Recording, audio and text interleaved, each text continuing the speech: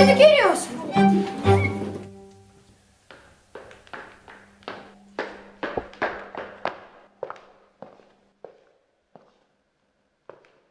Λοιπόν, για βγάλτε μία κόλλα χαρτί. Θα πρέπει να γράψετε τους τίτλους 3 ελληνικών ταινιών που γυρίστηκαν μετά το 2010.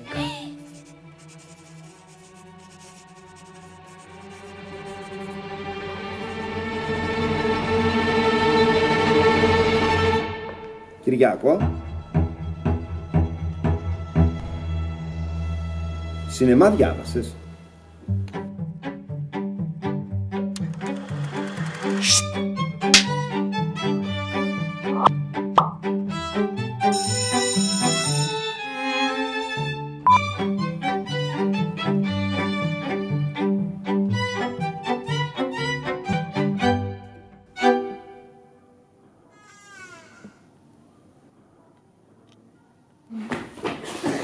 Όλα εντάξει, βάλτε να παίζει.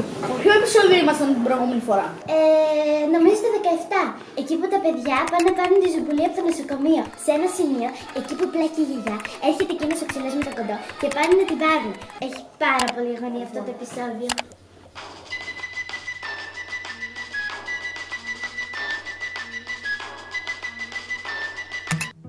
Μην το σταματάς, ρε, γιατί το σταμάτησες?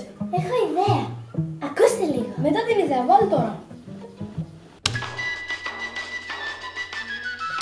Μα γιατί δεν κάνουμε εμείς το παραπέντε?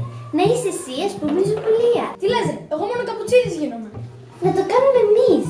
Ας πούμε, εγώ να είμαι η Ντάλια. Ρε, εσύ, θα έχει πλάκα. Μπορεί να γίνουμε διάσημοι.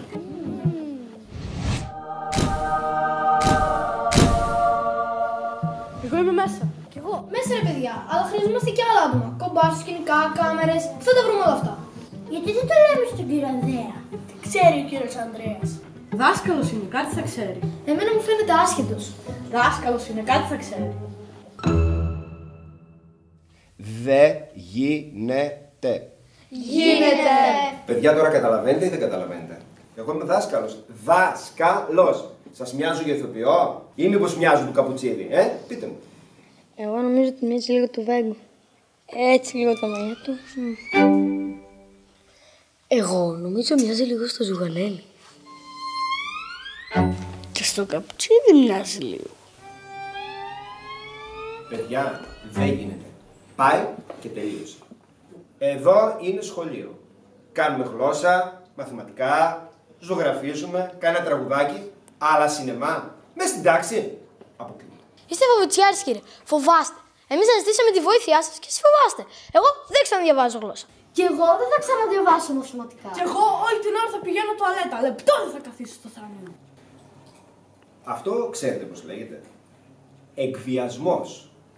Δηλαδή με βάζετε στο δίλημμα, Ή θα κάνουμε επεισόδιο του παραπέντε, ή θα έχω τη χειρότερη τάξη όλη τη χρονιά.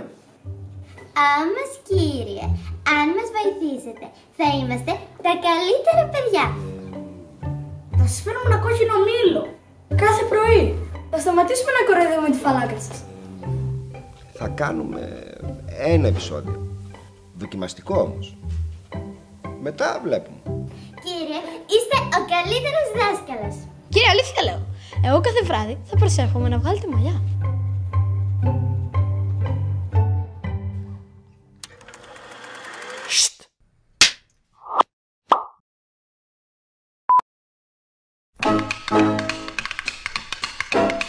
Εγώ νομίζω ότι μοιάζει λίγο του Βέγκου. Έτσι λίγο τα μαλλιά του. Σας μοιάζω για ηθοποιό ή μήπως σκηνοθέτη? Ή μήπως σας μοιάζω τους Εγώ νομίζω ότι μοιάζει λίγο με του Βέγκου. Κύριε μου, κάντε την προσοχή. Μην κάνετε αυτά που λέτε. Μιλάμε και ρωτάτε πρωί. Κάτι δίνεις, κάτι παίρνεις, κάτι αφήνεις.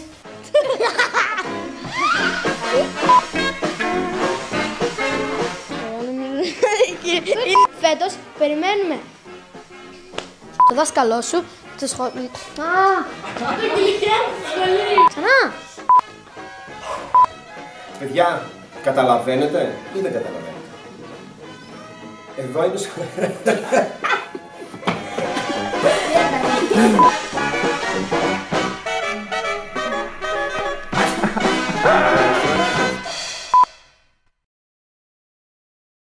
Καλά, ακόμα κάθεσαι. Σήκω! Βρες μια κάμερα, έστω από κινητό. Πες το στο δάσκαλό σου, πες το στη δασκάλα σου. Κυρία, φέτος θέλω να κάνουμε ταινία. Φέτος περιμένουμε ταινίες από όλες τις γωνιές της Ελλάδος. Λάθος, ξανά, πάμε πάλι. Φέτος περιμένουμε ταινίες από όλες τις γωνιές της Ελλάδος και της Κύπρου. Ξανά πάλι. Φέτος περιμένουμε ταινίες από όλες τις γωνιές της Ελλάδος, της Κύπρου και της Ομογένειας. Αν πάρεις βραβείο, ετοίμασε τη βαλίτσα σου για Αθήνα. Εμείς θα σε βραβεύσουμε. Θα βραβεύσουμε την τάξη σου, τον δάσκαλό σου, τις γονείς σου, το δήμαρχο της πόλης σου, την κυριάρχη του σχολείου. Και μάλλον θα γίνεις γνωστός σε όλο το YouTube. Γιατί εδώ, εκτός από γλώσσα, ιστορία και μαθηματικά, ξέρουμε και σινεμά. Ή τουλάχιστον